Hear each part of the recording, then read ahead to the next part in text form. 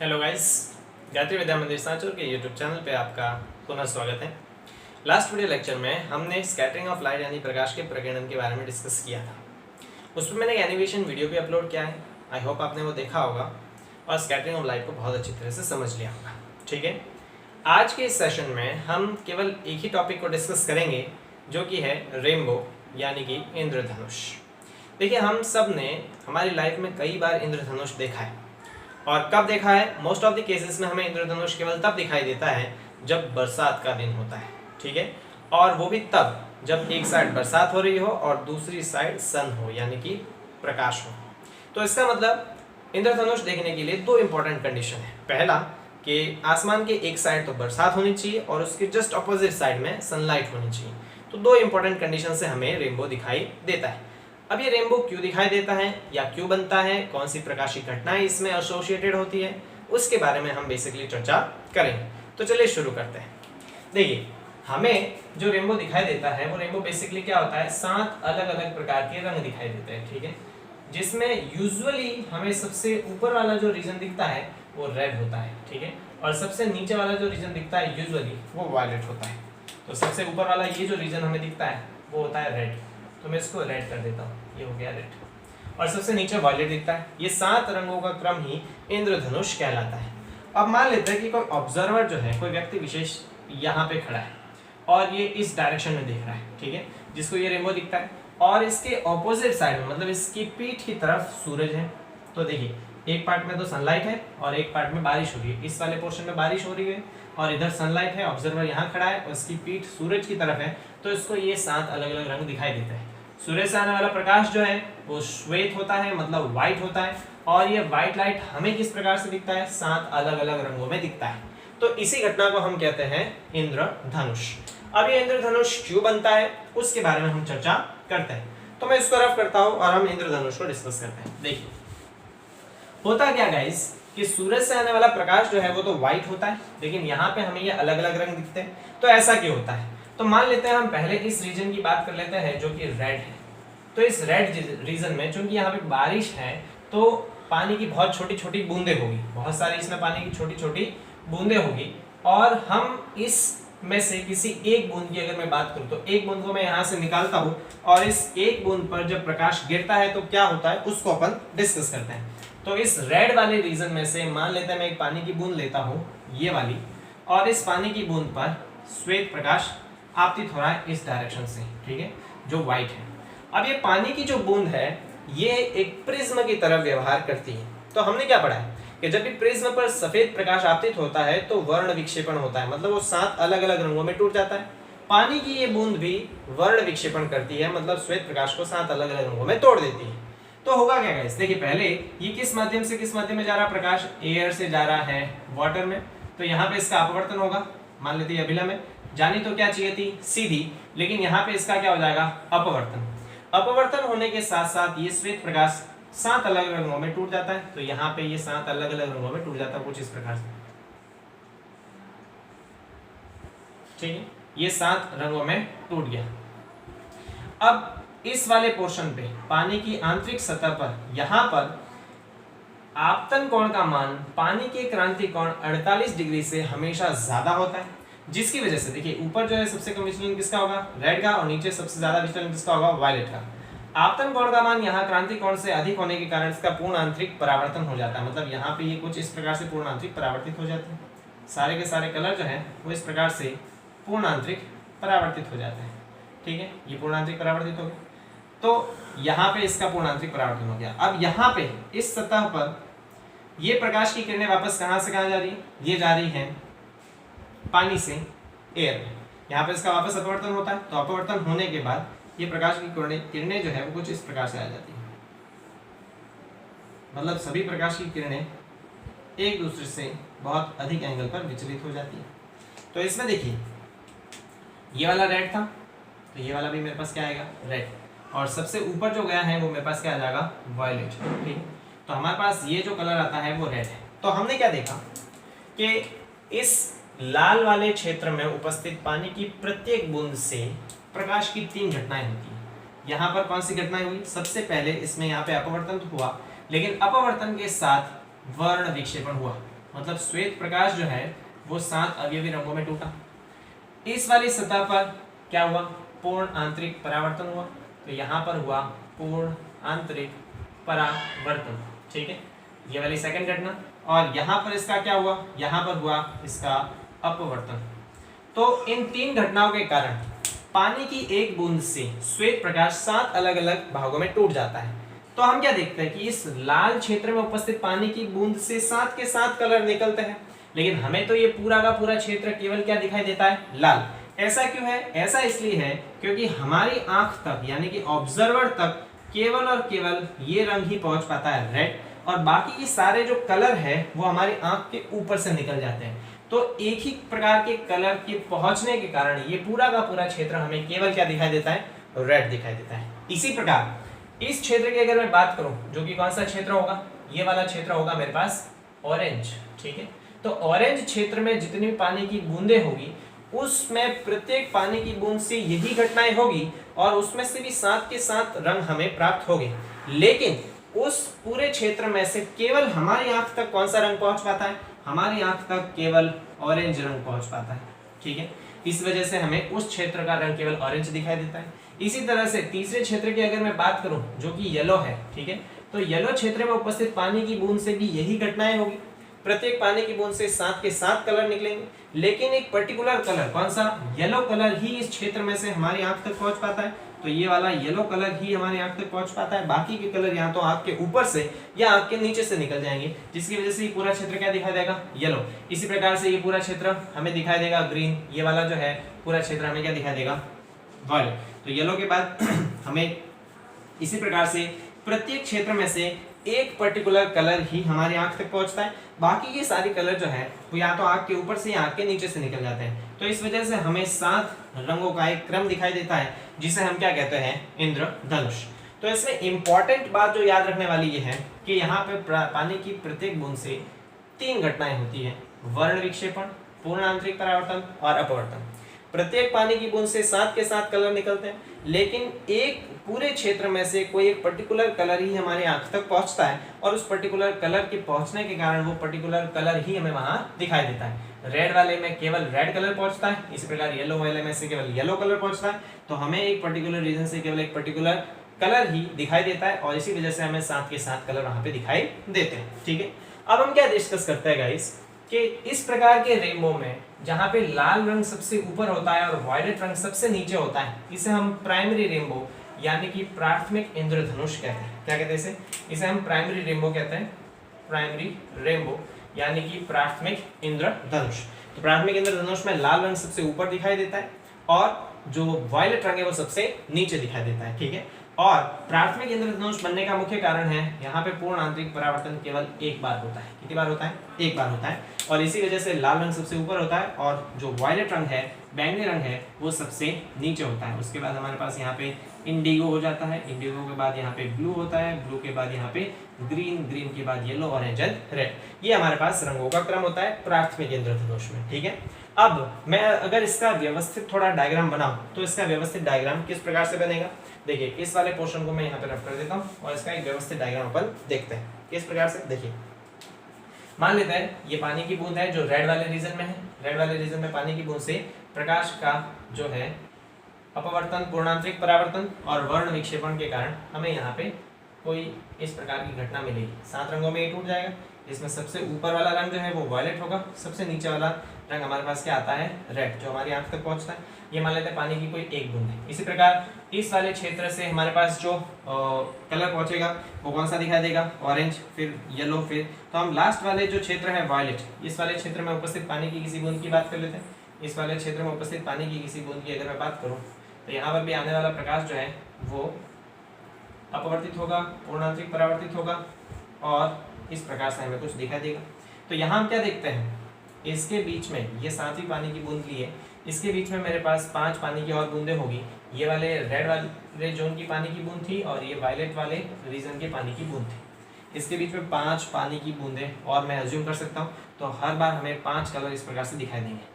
तो हमारी आंख तक जो कलर पहुंचते हैं उसमें सबसे ऊपर तो रेड दिखाई देता है और सबसे नीचे जो है वो क्या दिखाई देगा, वो हमें दिखाई देगा वाइट। तो ये 7 रंग जो है वो इस प्रकार से दिखाई देते हैं। अब आपतित किरण जो है, ये वाला आपतित किरण की दिशा अगर मैं मानूँ, ये वाली आपतित किरण की दिशा है, तो आपतित किरण की ये वाली दिशा भी मैं मान सकता हूँ। यहाँ पर ये वाली मैं आपतित किरण की दिशा मान लेता हूँ, ये वाली।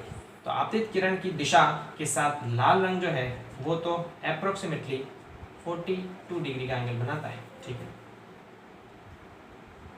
लाल रंग जो है, मैं ये वाला इसको थोड़ा रफ कर देता हूँ ताकि इसको व्यवस्थित समझे।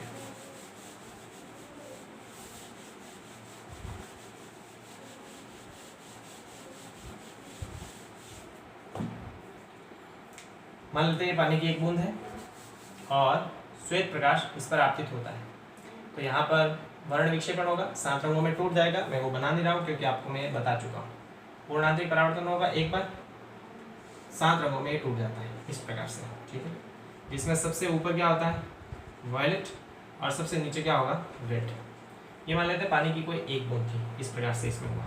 अगर मैं पानी की कोई दूसरी बूंद लेता हूँ, इस पर भी आपतित प्रकाश आ रहा है, यहाँ पे वर्ण विक्षेपण होगा, पूर्णांतरिक परावर्तन एक बार, और ये भी 7 रंगों में टूट जाएगा इस प्रकार से, ठीक है। अब हमें जो ये दिखाई देता है, ये हम ऑब्जर्वर जो है वो यहाँ पे खड़ा है, ठीक। ये पानी की कोई दूसरी बूंद में मिली है, तो ऑब्जर्वर को सबसे ऊपर कौन सा कलर दिखाई देगा, रेड, और सबसे नीचे कौन सा कलर दिखाई देगा, वायलेट। तो ऑब्जर्वर को ये जो कलर दिखाई देते हैं उनके एंगल की अगर मैं बात करूँ तो यहाँ लाल रंग का जो कोण है वो तो होता है 42 डिग्री, और जो वायलेट रंग है उसका एंगल कितना होता है, 40 डिग्री, ठीक है। तो ये केवल 2 पानी की बूंदें नहीं है, ये पानी की बूंद किस रीजन की है, रेड रीजन की है। रेड रीजन में जो पानी की बूंद है उससे हमें केवल रेड रंग दिखाई देता है। ये पानी की बूंद किस रीजन की है, वायलेट रीजन की है। वायलेट रीजन में जो पानी की बूंद है उससे साथ के साथ कलर निकलते हैं, लेकिन हमारी आंख तक केवल कौन सा पहुंच पाता है, वायलेट। इनके बीच में जो भी क्षेत्र होंगे उनसे वही पर्टिकुलर रंग हमारी आंख तक पहुंचते हैं। तो हमें जो इंद्रधनुष दिखाई देता है वो केवल 2 डिग्री के परास में दिखाई देता है। कितने डिग्री के परास में, 2 डिग्री। तो 2 डिग्री के परास में हमें पूरा इंद्रधनुष दिखाई देता है। और इस प्रकार के इंद्रधनुष को हम प्राइमरी इंद्रधनुष यानी कि प्राथमिक इंद्रधनुष कहते हैं, ठीक है। तो प्राथमिक इंद्रधनुष में हमने क्या देख लिया, प्राथमिक इंद्रधनुष जो है, प्राइमरी रेनबो, उसमें देखिए लाल रंग तो होता है सबसे ऊपर, लाल रंग सबसे ऊपर, बैंगनी रंग जो है वो क्या होता है, सबसे नीचे, बैंगनी रंग सबसे नीचे, और पूर्ण आंतरिक परावर्तन जो है, टोटल इंटरनल रिफ्लेक्शन, वो केवल एक बार होता है। लाल रंग का जो एंगल होता है वो 42 डिग्री होता है, 42 डिग्री। वॉयलेट रंग का जो एंगल होता है वो 40 डिग्री होता है। ये हमने प्राथमिक इंद्रधनुष के बारे में डिस्कस किया। लेकिन हमेशा ही हमें ये क्रम नहीं दिखाई देता है कि लाल ऊपर होता है वॉयलेट नीचे होता है। कभी कभार हमें ये क्रम उल्टा दिखाई देता है, मतलब लाल ऊपर की जगह कहाँ दिखाई देता है, नीचे, और वॉयलेट नीचे की जगह कहाँ दिखाई देता है, ऊपर। तो इस प्रकार के इंद्रधनुष को हम द्वितीयक इंद्रधनुष कहते हैं, और इसके बारे में भी हम थोड़ी चर्चा करते हैं, ठीक है। तो इसको मैं रफ कर देता हूँ, इसको अपन रफ कर देते हैं। तो देखिए हम बात करते हैं द्वितीयक इंद्रधनुष की, सेकेंडरी रेनबो।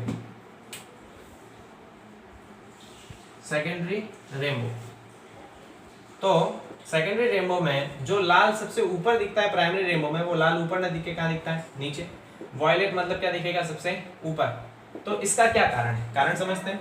इसमें ये होता है गाइस, मान लेते हैं मेरे पास सेकेंडरी रेनबो है जिसमें भी 7 कलर दिखाई देते हैं, लेकिन अब इसमें सबसे ऊपर लाल की जगह हमें कौन सा कलर दिखाई देता है, वॉयलेट दिखाई देता है, और सबसे नीचे जो है वो हमें कौन सा कलर दिखाई देता है, लाल कलर दिखाई देता है, रेड कलर दिखाई देता है। तो इसका क्या कारण है, तो मान लेते हैं कि ये जो वायलेट रंग है इसमें उपस्थित बहुत सारी पानी की बूंदें हैं, ठीक है, और उस पर श्वेत प्रकाश आपतित होता है, और उसमें प्रकाश की वही घटनाएं हो रही है जो हमने डिस्कस किया है। इसमें से किसी एक पानी की बूंद को अपन निकाल लेते हैं, तो मान लेते हैं ये एक पानी की बूंद है, ठीक है।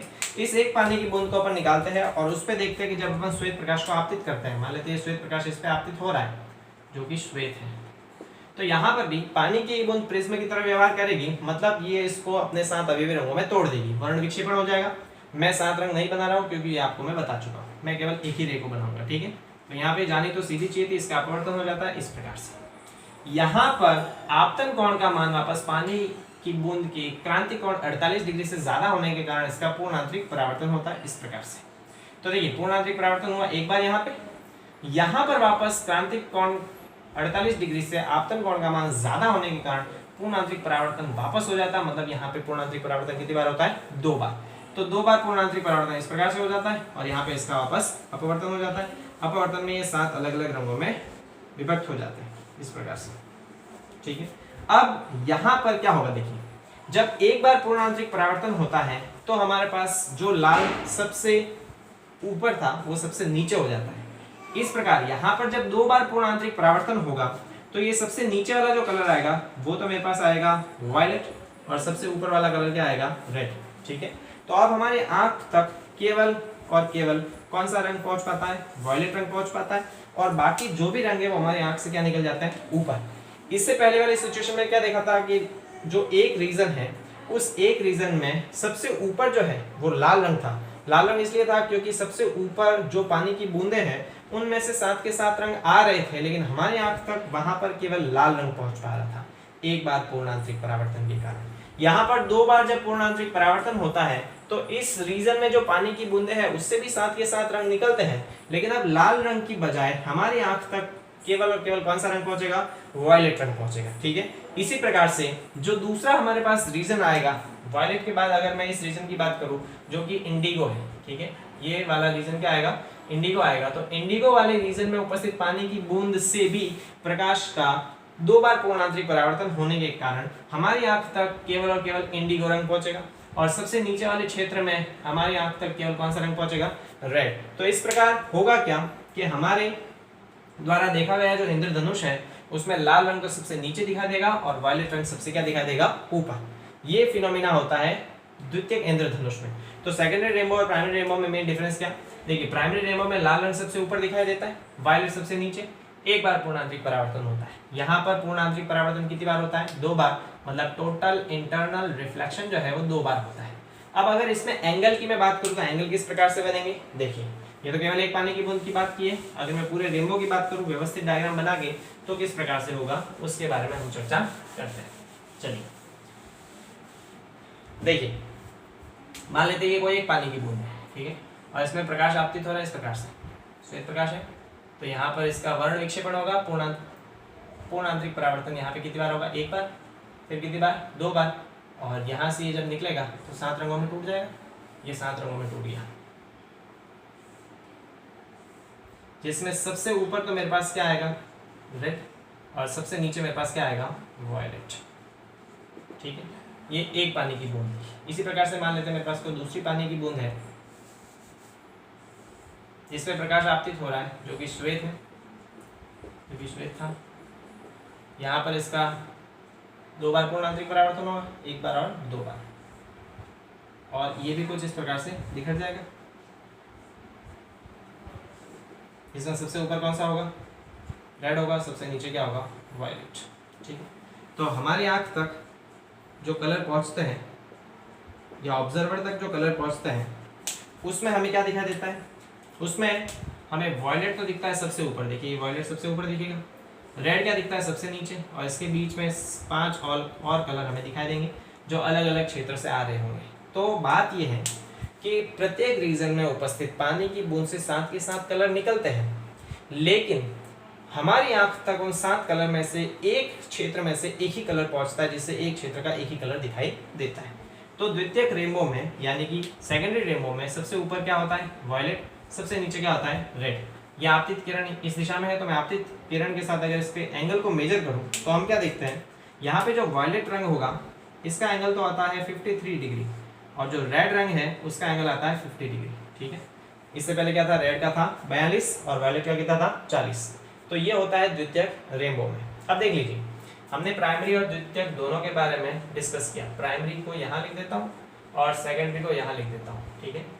देखिए प्राइमरी रेनबो में रेड कलर जो है वो सबसे ऊपर होता है, यहाँ पे रेड कलर क्या होता है सबसे नीचे, यहाँ वायलेट कलर सबसे क्या होता है नीचे, तो यहाँ पे वायलेट कलर क्या होता है सबसे ऊपर। यहाँ पे पूर्ण आंतरिक परावर्तन केवल कितनी बार होता है, 1 बार, और यहाँ पे पूर्ण आंतरिक परावर्तन कितनी बार होता है, 2 बार।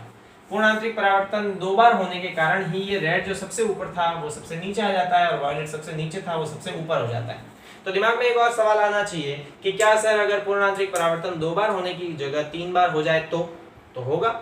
उस स्थिति में वापस जो रेड सबसे ऊपर था वो 2 बार पूर्ण आंतरिक परावर्तन के कारण सबसे नीचे आया तो 3 बार पूर्ण आंतरिक परावर्तन के कारण वापस क्या चला जाएगा सबसे ऊपर, और वायलेट वापस क्या आएगा सबसे नीचे। तो 3 बार पूर्ण आंतरिक परावर्तन होगा तो वापस हमें प्राइमरी रेनबो ही मिलेगा। अगर 4 बार हो जाए तो रेड जो वापस सबसे ऊपर गया है वो वापस क्या आ जाएगा सबसे नीचे, और वायलेट क्या आ जाएगा सबसे ऊपर। तो इस प्रकार जितनी बार पूर्ण आंतरिक परावर्तन होगा तो पूर्ण आंतरिक परावर्तन कितनी बार हो रहा है वही डिसाइड करेगा कि हमें प्राइमरी रेनबो दिखाई देगा या सेकेंडरी। ठीक है, इसके बाद यहाँ पे जो रेड कलर था उसका एंगल कितना था 42 डिग्री, और वॉयलेट का जो एंगल था वो कितना था 40 डिग्री।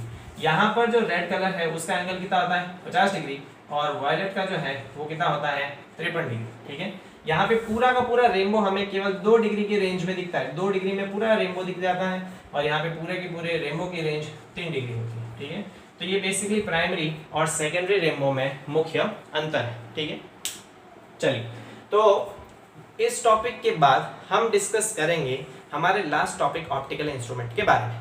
हालांकि इस टॉपिक में 3 टॉपिक दे रखे हैं तो उस पर 2 वीडियो लेक्चर अलग से अपन डिस्कस करेंगे। इस रेनबो वाले टॉपिक पे मैं एक एनिमेशन वीडियो अलग से बना दूंगा, जैसे मैंने स्कैटरिंग ऑफ लाइट पे बनाया था। होगा क्या, इससे आप बहुत अच्छी तरह से समझ जाओगे कि वास्तविक तौर पे रेनबो किस तरह से बनता है, और उसको देखने से पहले इस लेक्चर को बहुत अच्छी तरह से पढ़ लीजिएगा। इंपॉर्टेंटली इसमें ध्यान रखने वाली एक ही बात है कि पानी की बूंद प्रिज्म की तरह व्यवहार करती है। 3 घटनाएं होती हैं, वर्ण विक्षेपण, पूर्ण आंतरिक परावर्तन और अपवर्तन। पूर्ण आंतरिक परावर्तन पर निर्भर करता है कि प्राइमरी रेनबो बनेगा या सेकेंडरी। 1 बार होगा तो प्राइमरी, 2 बार होगा तो सेकेंडरी, अगर 3 बार हो गया तो वापस प्राइमरी, 4 बार हो गया तो सेकेंडरी। मतलब अगर सम संख्या में होगा तो सेकेंडरी और विषम संख्या में होगा तो प्राइमरी। प्राइमरी में रेड ऊपर होता है, वॉयलेट नीचे होता है, और सेकेंडरी में उल्टा होगा, रेड नीचे वॉयलेट ऊपर। ठीक है, thank you so much guys, मिलते हैं अगले वीडियो में।